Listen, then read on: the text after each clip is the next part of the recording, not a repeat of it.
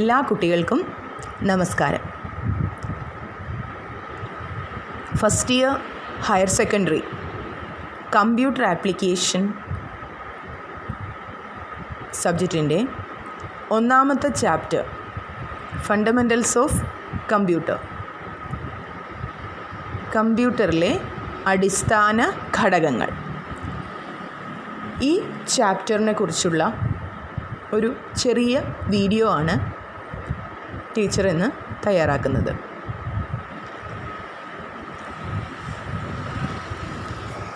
Computer application പഠിച്ചു തുടങ്ങുന്ന എൻ്റെ എല്ലാ കൂട്ടുകാർക്കും നന്നായി പഠിക്കാൻ കഴിയട്ടെ. ഇത് എല്ലാവർക്കും മനസ്സിലാവുമെന്ന് വിചാരിക്കുന്നു. നമുക്ക് ക്ലാസ്സിലേക്ക് കടക്കാം. ആദ്യത്തെ ചാപ്റ്ററിൽ ഇന്ന് ഞാൻ പറയുന്ന topics data, information and data processing.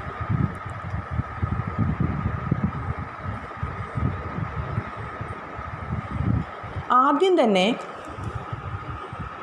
ഫണ്ടമെൻ്റൽസ് പറഞ്ഞു തുടങ്ങുമ്പോൾ കമ്പ്യൂട്ടറിനെ കുറിച്ചുള്ള ഫണ്ടമെൻ്റൽസ് അല്ലെങ്കിൽ അടിസ്ഥാന കാര്യങ്ങളൊക്കെ പറഞ്ഞു തുടങ്ങുമ്പോൾ എന്താണ് കമ്പ്യൂട്ടർ എന്നാണ് പറഞ്ഞു തുടങ്ങേണ്ടത്, അല്ലേ? നിങ്ങൾക്ക് പലർക്കും അറിയാമായിരിക്കും എന്താണ് കമ്പ്യൂട്ടറിനൊരു നിർവചനം, ഡെഫിനിഷൻ കൊടുക്കാനൊക്കെ നിങ്ങൾക്കറിയാമായിരിക്കും. നമ്മൾ പഠിച്ചു തുടങ്ങുന്ന ഘട്ടത്തിൽ കമ്പ്യൂട്ടറിന് വളരെ ചെറിയ ഒരു ഡെഫിനിഷനാണ് നമ്മൾ നൽകുന്നത്. Computer is an electronic data processing machine. എല്ലാവർക്കും അറിയാം ഇതൊരു ഇലക്ട്രോണിക് മെഷീനാണെന്ന്. കൂടാതെ ഡേറ്റ പ്രോസസ്സിംഗ് മെഷീൻ എന്നുകൂടി പറഞ്ഞിട്ടുണ്ട്. അപ്പോൾ എന്താണ് ഡേറ്റ? കമ്പ്യൂട്ടർ അല്ലെങ്കിൽ കാൽക്കുലേറ്റർ തുടങ്ങിയ ഏതൊരു മെഷീനാണെങ്കിലും വെറുതെ പ്രവർത്തിക്കുമോ? ഇല്ല. നമ്മൾ എന്ത് അതിലേക്ക് കൊടുക്കേണ്ടി വരും? ഡേറ്റ, അല്ലേ? എന്തെങ്കിലും പ്രവർത്തിക്കാൻ ആവശ്യമായ, പ്രവർത്തനങ്ങൾ നടത്താൻ ആവശ്യമായ ഡേറ്റ കൊടുത്തിട്ടുണ്ടെങ്കിൽ മാത്രമേ അത് പ്രവർത്തിക്കാൻ പറ്റൂ. ഡേറ്റ മാത്രം കൊടുത്താൽ ഒരു മെഷീന് പ്രവർത്തിക്കാൻ കഴിയുമോ? ഇല്ല. എന്ത് ചെയ്യണം എന്നുകൂടി പറഞ്ഞു കൊടുക്കണം. അതായത് നിർദ്ദേശങ്ങൾ കൂടി കൊടുക്കണം. അതായത് നാം കൊടുക്കുന്ന ഡേറ്റയും നിർദ്ദേശങ്ങളും ഉപയോഗിച്ച് പ്രവർത്തിക്കുന്ന ഒരു യന്ത്രമാണ് കമ്പ്യൂട്ടർ എന്ന് പറയാം. അപ്പോൾ എന്താണ് ഡേറ്റയും നിർദ്ദേശങ്ങളും എന്ന് പറയുന്നതിന് മുൻപ് ഒരു ചെറിയ എക്സാമ്പിൾ പറയാം ഞാൻ. നിങ്ങളെല്ലാം തന്നെ ഉപയോഗിക്കുന്ന ഒരു മെഷീൻ അല്ലെങ്കിൽ ഒരു ഡിവൈസ്, കാൽക്കുലേറ്ററിൽ നിങ്ങൾ കാൽക്കുലേറ്റർ എന്തിനൊക്കെ വേണ്ടിയാണ് ഉപയോഗിക്കുന്നത്? നമ്പേഴ്സ് ആഡ് ചെയ്യാൻ ഉപയോഗിക്കും, സബ്ട്രാക്റ്റ് ചെയ്യാൻ, മൾട്ടിപ്ലൈ ചെയ്യാൻ, അല്ലെങ്കിൽ സ്ക്വയർ റൂട്ട് കാണാൻ, അല്ലേ? ഇതൊക്കെ നമ്മൾ കാൽക്കുലേറ്റർ ഉപയോഗിച്ച് ചെയ്യും. അപ്പം ഞാനിവിടെ ഒരു ചെറിയ എക്സാമ്പിൾ പറയുകയാണ്. എനിക്ക് 2 നമ്പേഴ്സ് ആഡ് ചെയ്ത് അതിൻ്റെ റിസൾട്ട് കിട്ടണം. ഞാൻ എന്തൊക്കെയാണ് അതിലേക്ക് ഇൻപുട്ട് ചെയ്ത് കൊടുക്കുന്നത്? നമ്പേഴ്സ് കൊടുക്കണം. ഏതൊക്കെ നമ്പേഴ്സ്? എനിക്ക് ആഡ് ചെയ്യേണ്ട 2 നമ്പേഴ്സ്, എക്സാമ്പിൾ 2 and 3 കൊടുക്കുന്നു. അത് മാത്രം കൊടുത്താൽ അത് രണ്ടും ആഡ് ചെയ്ത് എനിക്ക് കിട്ടുമോ? ഇല്ല. ഞാനൊരു നിർദ്ദേശം കൂടി കൊടുക്കണം. ആ നിർദ്ദേശം എന്താണ്? പ്ലസ് അല്ലെങ്കിൽ മൈനസ്, അല്ലേ? ഇങ്ങനെ ഒരു നിർദ്ദേശം കൂടി ഞാൻ കൊടുക്കുന്നു. അതായത് ഡേറ്റ മാത്രം കൊടുത്താൽ പോരാ, ഇൻസ്ട്രക്ഷൻ കൂടി കൊടുക്കണം. അപ്പോഴാണ് എനിക്ക് റിസൾട്ട് കിട്ടുന്നത്. അപ്പോൾ എന്താണ് ഡേറ്റ എന്ന് നമുക്കൊന്ന് നോക്കാം. ഡേറ്റ ഇപ്പോൾ കാര്യം മനസ്സിലായി, ഡേറ്റ കൊടുക്കുന്നത് എങ്ങനെയെന്നൊക്കെ നമ്മൾ മനസ്സിലാക്കി. പക്ഷേ എന്താണ് ഡേറ്റ? What is data? അതാണ് നമുക്കിനി പഠിക്കാനുള്ളത്. Data denotes raw facts and figures such as numbers, words, amount, quantity, etc. that can be processed or manipulated. വലിയ ഡെഫിനിഷനായി തോന്നിയോ? ഒന്നുമില്ലെന്നേ. എന്താ പറഞ്ഞേക്കുന്നത്? Data denotes raw facts and figures. എന്താ റോ ഫാക്ട്സ് എന്ന് പറഞ്ഞാൽ? അസംസ്കൃത വസ്തുക്കളെന്ന് നമ്മൾ കേട്ടിട്ടില്ലേ? ഏതൊരു പ്രോഡക്റ്റ് ഉണ്ടാക്കണമെങ്കിലും ഏതൊരു ഉൽപ്പന്നം നമുക്ക് ഉണ്ടാക്കിയെടുക്കണമെങ്കിലും നമുക്ക് എന്ത് വേണം? അസംസ്കൃത വസ്തുക്കൾ വേണം. അതാണ് ഡേറ്റ. അതിൻ്റെ കൂടി ഒന്നുകൂടി പറഞ്ഞേക്കുന്നതേ ഉള്ളൂ, ഫിഗേഴ്സ് അല്ലേ? എന്താണ്? പ്രോസസ്സ് ചെയ്യുവാനും കൈകാര്യം ചെയ്യുവാനും കഴിയുന്ന അക്കങ്ങൾ, വാക്കുകൾ, തുക, അളവ് മുതലായ അസംസ്കൃത വസ്തുക്കളെയും കണക്കുകളെയും ഡേറ്റ എന്ന് പറയുന്നു. അതായത് ഡേറ്റ എന്ന് പറഞ്ഞാൽ അസംസ്കൃത വസ്തുക്കൾ അല്ലെങ്കിൽ കണക്കുകളാണ്. ഇനി അതെന്തൊക്കെയാവാം? നമ്പേഴ്സ് ആവാം, അതായത് അക്കങ്ങളാവാം, വേർഡ്സ് വരാം, വാക്കുകൾ, എമൗണ്ട് തുക, ക്വാണ്ടിറ്റി അളവ്, ഇങ്ങനെയുള്ള ഇതേപോലെയുള്ള അസംസ്കൃത വസ്തുക്കളും കണക്കുകളെയുമാണ് ഡേറ്റ എന്ന് പറയുന്നത്. അപ്പോൾ ഡേറ്റയ്ക്ക് വളരെ ചെറിയൊരു ഡെഫിനിഷനാണ് ഇതിനെ എഴുതിയിരിക്കുന്നെങ്കിലും data denotes raw facts and figures. പിന്നെ അതിൽ എന്തൊക്കെ വരാം എന്നാണ് താഴെ പറഞ്ഞിരിക്കുന്നത്. പക്ഷേ അതിനൊരു പ്രത്യേകതയുണ്ട്, അത് പ്രോസസ്സ് ചെയ്യുവാനും കൈകാര്യം ചെയ്യുവാനും കഴിയുന്നതായിരിക്കണം. ഡേറ്റ വെറുതെ കൊടുത്താൽ പറ്റില്ല, 2 നമ്പേഴ്സ് ആഡ് ചെയ്യണം, അതിൻ്റെ റിസൾട്ട് കണ്ടുപിടിക്കണം. അപ്പോൾ നമ്മൾ കൊടുക്കുന്ന ഡേറ്റ എന്ന് പറയുന്നത് എന്ത് ടൈപ്പിലുള്ള ഡേറ്റ ആയിരിക്കണം? 2 നമ്പേഴ്സ് തന്നെ ആയിരിക്കണം. കാരണം 2 നമ്പേഴ്സ് ആഡ് ചെയ്യണമെങ്കിൽ നമ്പേഴ്സ് കൊടുത്തെങ്കിലേ പറ്റൂ അല്ലേ?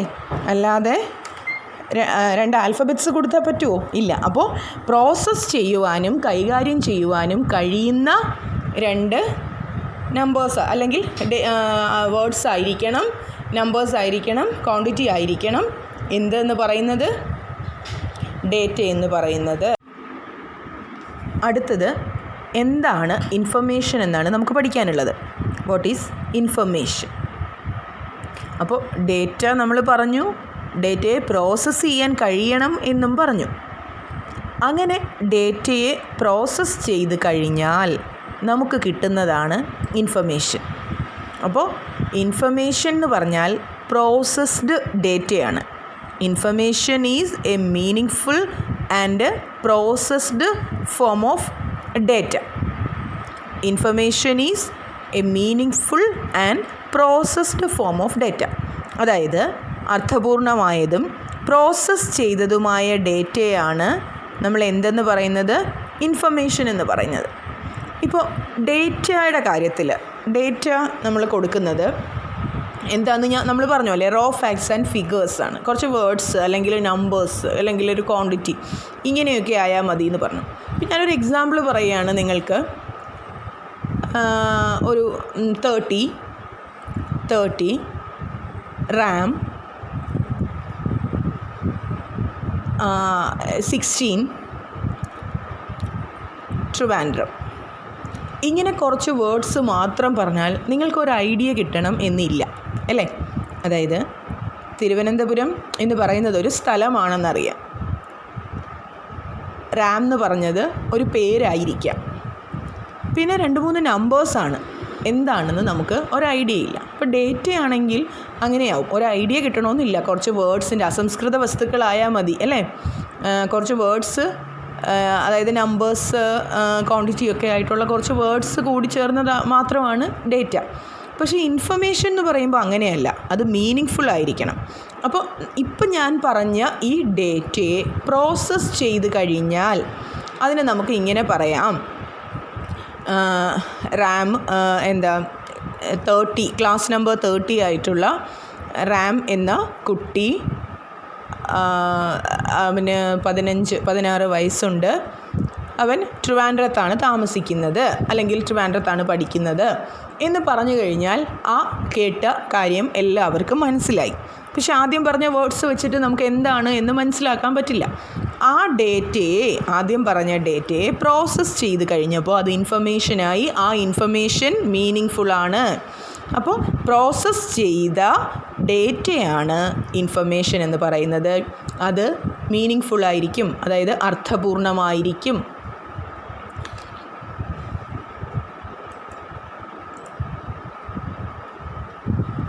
ഇനി ഈ ഡേറ്റയും ഇൻഫർമേഷനും തമ്മിലുള്ള ഡിഫറൻസ് ഒന്ന് പഠിക്കാം നമുക്ക്. ഡേറ്റ എന്താണെന്നും ഇൻഫർമേഷൻ എന്താണെന്നും നമ്മൾ പഠിച്ചു, അതിൻ്റെ നിർവചനവും പഠിച്ചു. ഇത് രണ്ടും തമ്മിലുള്ള ഡിഫറൻസ് ഒന്ന് പഠിക്കാം. Data, information.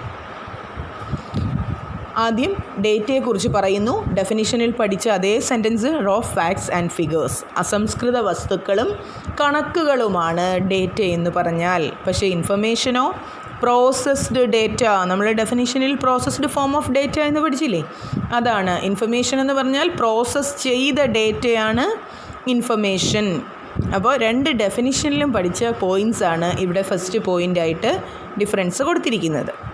അടുത്തത് സിമിലർ ടു റോ മെറ്റീരിയൽ. നമ്മൾ ആദ്യമേ പറഞ്ഞു അസംസ്കൃത വസ്തു എന്ന്, അല്ലേ? അപ്പോൾ ഏതെങ്കിലും ഒരു പ്രോഡക്റ്റ് നിർമ്മിക്കാൻ ആവശ്യമായ റോ മെറ്റീരിയലിന് തുല്യമാണ് ഡേറ്റ എന്ന് പറഞ്ഞാൽ അസംസ്കൃത വസ്തുവിന് സമാനമാണ്. ഇൻഫർമേഷൻ ആണെങ്കിലോ similar to the finished product. അതായത് ഈ ഡേറ്റ എടുത്ത് വെച്ചിട്ട് അല്ലെങ്കിൽ ഈ റോ മെറ്റീരിയൽ എടുത്ത് വെച്ച് പ്രവർത്തനങ്ങൾ നടത്തി അത് പൂർത്തിയായ ഒരു ഉൽപ്പന്നത്തിന് സമാനമാണ് information, similar to the finished product. അടുത്ത ഡിഫറൻസ് എന്താണ്? അത് നമ്മൾ ഡെഫിനിഷനിൽ പഠിച്ചതാണ്. Does not give clear meaning. Data എന്ത് ചെയ്യുന്നില്ല? കൃത്യമായ ധാരണയും വ്യക്തതയും ഒന്നും നൽകുന്നില്ല. പക്ഷേ ഇൻഫർമേഷൻ നമ്മൾ പ്രത്യേകം പറഞ്ഞിട്ടുണ്ട്, മീനിങ് ഫുള്ളാണ്, വ്യക്തവും അർത്ഥപൂർണവുമാണ്. അപ്പോൾ ഇതാണ് ഇവിടുത്തെ ഡിഫറൻസ്. 2 പോയിൻറ്റ്സ് നമ്മൾ ഡെഫിനിഷനിൽ പഠിച്ചതാണ്. പിന്നെ ഒരെണ്ണം ഉള്ളത് ശരിക്കും അതിൽ പറഞ്ഞ കാര്യം തന്നെയാണ്, similar to raw material data. അതുപോലെ ഇൻഫർമേഷൻ എന്താണ്? Similar to the finished product. Okay, ഇനി നമുക്ക് പഠിക്കാനുള്ളത്, നേരത്തെ പറഞ്ഞു പ്രോസസ്ഡ് ഡേറ്റയാണ് ഇൻഫർമേഷൻ എന്ന്. അതായത് ഡേറ്റയെ പ്രോസസ്സ് ചെയ്തതാണ് ഇൻഫർമേഷൻ, അല്ലേ? അങ്ങനെയാണെങ്കിൽ എന്താണ് ഡേറ്റ പ്രോസസ്സിങ്? ഡേറ്റ പ്രോസസ്സിങ് എന്ന് പറഞ്ഞാൽ എന്താണ്? ഡേറ്റയെ പ്രോസസ്സ് ചെയ്താണ് നമുക്ക് ഇൻഫർമേഷൻ കിട്ടുന്നത്. ഡേറ്റ പ്രോസസ്സിങ് എന്താണ്? Operations performed on data to get information. വിവരങ്ങൾ ലഭ്യമാക്കുന്നതിന് ഡേറ്റയിൽ നടത്തുന്ന പ്രവർത്തനങ്ങളാണ് ഡേറ്റ പ്രോസസ്സിങ്. ഇൻഫർമേഷൻ കിട്ടുന്നതിന് വേണ്ടി ഡേറ്റയിൽ കുറച്ച് പ്രവർത്തനങ്ങൾ നടത്തേണ്ടതുണ്ട്, കൈകാര്യം ചെയ്യാൻ കഴിയണമെന്ന് നമ്മൾ ആദ്യമേ പറഞ്ഞു. അങ്ങനെയുള്ള ഓപ്പറേഷൻസിനെയാണ് ഡേറ്റ പ്രോസസ്സിംഗ് എന്ന് പറയുന്നത്. വളരെ ചെറിയൊരു ഡെഫിനിഷൻ, അല്ലേ? Operations performed on data to get information. വിവരങ്ങൾ ലഭ്യമാക്കുന്നതിന് ഡേറ്റയിൽ നടത്തുന്ന പ്രവർത്തനങ്ങൾ, അതാണ് ഡേറ്റ പ്രോസസ്സിംഗ് എന്ന് പറയുന്നത്. ഇനി ഡേറ്റ പ്രോസസ്സിംഗ് ചെയ്യുന്നത് വെറുതെ അങ്ങ് ചെയ്യാൻ പറ്റില്ല. ഏതൊരു പ്രവർത്തനം ചെയ്യുമ്പോഴും നമുക്ക് പല പല ഘട്ടങ്ങളായിട്ട് വേണം ചെയ്യാൻ. ഇവിടെയുമുണ്ട് സ്റ്റേജസ് ഓഫ് ഡേറ്റ പ്രോസസ്സിംഗ്.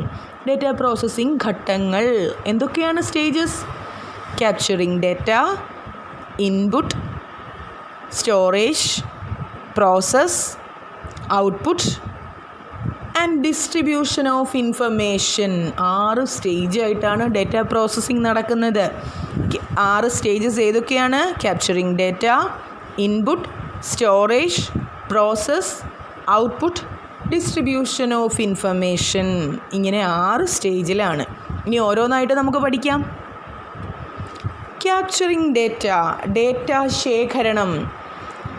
ഏതൊരു പ്രവർത്തനം നടത്തണം എന്നുണ്ടെങ്കിലും അതിനു വേണ്ടുന്ന അസംസ്കൃത വസ്തുക്കൾ ആദ്യം ശേഖരിച്ചു വെക്കണ്ടേ? അസംസ്കൃത വസ്തുക്കൾ അങ്ങോട്ട് കൊടുത്താൽ മാത്രമേ ഉൽപ്പന്നമായി നമുക്ക് കിട്ടൂ. അത് കൊടുക്കുന്നതിന് മുൻപ് അത് ശേഖരിക്കണം. അതുപോലെ തന്നെയാണ് ഡേറ്റയും. അപ്പോൾ എന്ത് വേണം? Collecting the data for processing. പ്രോസസ്സിങ്ങിന് ആവശ്യമായ ഡേറ്റ കളക്ട് ചെയ്യണം. അതിനെയാണ് ക്യാപ്ചറിംഗ് ഡേറ്റ എന്ന് പറയുന്നത്. പ്രോസസ്സിങ്ങിന് ആവശ്യമായ ഡേറ്റ ശേഖരിച്ചു വെക്കുന്നതിനെയാണ് ഡേറ്റ ശേഖരണം അല്ലെങ്കിൽ ക്യാപ്ചറിംഗ് ഡേറ്റ എന്ന് പറയുന്നത്. അതാണ് ആദ്യത്തെ സ്റ്റേജ്. ഇനി രണ്ടാമത്തെ സ്റ്റേജ് ഇൻപുട്ട്. അത് നമുക്ക് എല്ലാവർക്കും അറിയാം എന്താണ് ഇൻപുട്ട് എന്നല്ലേ. Feeding data to the computer for processing. ഇപ്പോൾ പ്രോസസ്സിംഗ് നടക്കുന്നത് എവിടെയാണ്? കമ്പ്യൂട്ടറിലാണ്. കമ്പ്യൂട്ടറിലേക്ക് എന്ത് കൊടുത്താൽ മാത്രമേ പ്രോസസ്സിംഗ് നടക്കൂ? ഡേറ്റ കൊടുത്താൽ. ഡേറ്റ മാത്രമല്ല, ഇൻസ്ട്രക്ഷൻ കൂടി കൊടുക്കണമെന്ന് നമ്മൾ പഠിച്ചിട്ടുണ്ട്, അല്ലേ? അപ്പോൾ അതിനു വേണ്ടി കമ്പ്യൂട്ടറിലേക്ക് പ്രോസസ്സിങ്ങിന് വേണ്ടി കമ്പ്യൂട്ടറിലേക്ക് ഡേറ്റ നൽകുന്നതാണ് input. Feeding data to the computer. കമ്പ്യൂട്ടറിലേക്ക് ഡേറ്റ നൽകുന്നു. എന്തിനു വേണ്ടി? പ്രോസസ്സിങ്ങിന് വേണ്ടി. ഓക്കെ, അതാണ് ഇൻപുട്ട്. ഇനി എന്താണ് അടുത്ത സ്റ്റേജ്? 2 സ്റ്റേജ് നമ്മൾ പഠിച്ചു. ക്യാപ്ചറിംഗ് ഡേറ്റ, ഡേറ്റ ശേഖരണം. 2 ഇൻപുട്ട്, 3 സ്റ്റോറേജ് സംഭരണം. സ്റ്റോറേജ് എന്ന് പറഞ്ഞാൽ സംഭരണം. എന്താണ് സംഭരണം അല്ലെങ്കിൽ സ്റ്റോറേജ്?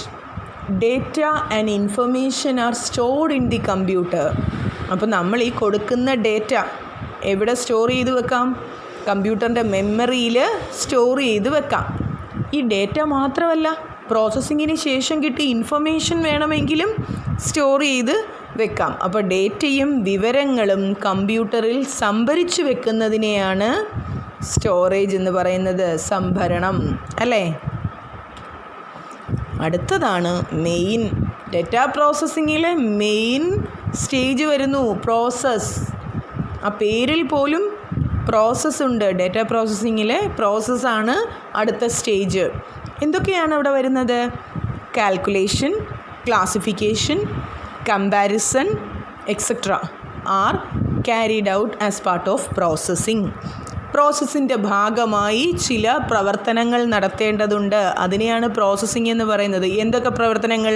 കാൽക്കുലേഷൻ, ഗണിതക്രിയകൾ, അതായത് കണക്കുകൂട്ടലുകൾ നടത്തണം. പിന്നെ ക്ലാസിഫിക്കേഷൻ, തരംതിരിക്കൽ നടത്തണം. കമ്പാരിസൺ, താരതമ്യം നടത്തണം. ഇത് കൂടാതെ ഇനിയുമുണ്ട് ഓപ്പറേഷൻസ്, ഇനിയുമുണ്ട് പ്രോസസ്സിൻ്റെ ഭാഗമായി നടക്കേണ്ടുന്ന കാര്യങ്ങൾ. സോർട്ടിംഗ് എന്ന് പറയുന്നത് എന്താ? ഏതെങ്കിലും ഒരു ഓർഡറിൽ, അസെൻഡിങ് അല്ലെങ്കിൽ ഡിസെൻഡിങ് ഓർഡറിൽ അറേഞ്ച് ചെയ്ത് വെക്കുക. സെർച്ചിങ് എന്ന് പറഞ്ഞാൽ എന്താണ്? ഏതെങ്കിലും ഒരു ഒന്നിനെ കണ്ടെത്തുക. ഇതൊക്കെ ഇതിൻ്റെ ഭാഗമായി നടക്കേണ്ടതാണ്, പ്രോസസ്സിൻ്റെ ഭാഗമായി നടക്കേണ്ടതാണ്. ഏതൊക്കെ? Calculation, classification, comparison, sorting, searching, ഇതൊക്കെ തന്നെ പ്രോസസ്സിങ്ങിൻ്റെ ഭാഗമായി നടക്കേണ്ടതാണ്.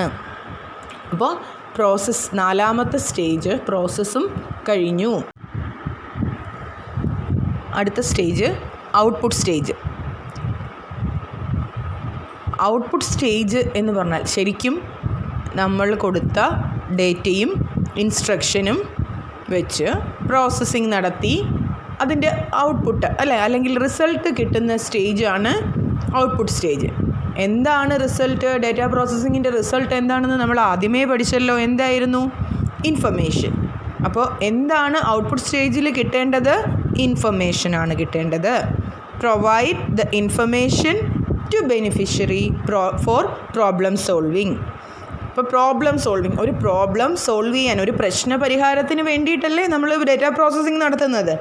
അപ്പോൾ ആ പ്രശ്ന പരിഹാരത്തിനായി ഡേറ്റാ പ്രോസസ്സിങ് നടത്തി കഴിയുമ്പോൾ കിട്ടുന്ന റിസൾട്ട് അല്ലെങ്കിൽ വിവരങ്ങൾ ആർക്ക് കിട്ടണം? ഗുണഭോക്താവിന് കിട്ടണം, ബെനിഫിഷ്യറിക്ക് കിട്ടണം. ആ സ്റ്റേജാണ് നമ്മൾ എന്തെന്ന് പറയുന്നത്? ഔട്ട്പുട്ട് സ്റ്റേജ് എന്ന് പറയുന്നത്. അടുത്ത ഒരു സ്റ്റേജ് കൂടിയുണ്ട്, ഡിസ്ട്രിബ്യൂഷൻ ഓഫ് ഇൻഫർമേഷൻ, വിവരത്തിൻ്റെ വിതരണം. എന്താണത്? The information obtained in the output stage is distributed to the beneficiaries.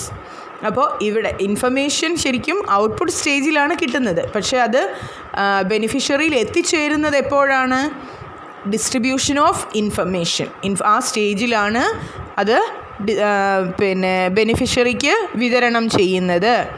അപ്പോൾ ഔട്ട്പുട്ട് ഘട്ടത്തിൽ ലഭിച്ച വിവരം ഗുണഭോക്താക്കൾക്ക് വിതരണം ചെയ്യുന്നതാണ് ഡിസ്ട്രിബ്യൂഷൻ ഓഫ് ഇൻഫർമേഷൻ. ഔട്ട്പുട്ട് ഘട്ടത്തിൽ ലഭിച്ച വിവരം ഗുണഭോക്താക്കൾക്ക് വിതരണം ചെയ്യുന്നു. അപ്പോൾ ഇന്ന് നമ്മൾ പഠിച്ചത് ഡേറ്റ എന്താണ്, ഇൻഫർമേഷൻ എന്താണ്, അതുപോലെ തന്നെ ഡേറ്റ പ്രോസസ്സിങ്ങും അതിൻ്റെ സ്റ്റേജസും. വളരെ ചെറിയ ഒരു ടോപ്പിക്കാണ് പഠിച്ചത്. എല്ലാവർക്കും മനസ്സിലായി എന്ന് വിചാരിക്കുന്നു. അപ്പോൾ അടുത്ത വീഡിയോയിൽ നമുക്ക് മറ്റൊരു ടോപ്പിക്കുമായിട്ട് കാണാം. Thank you.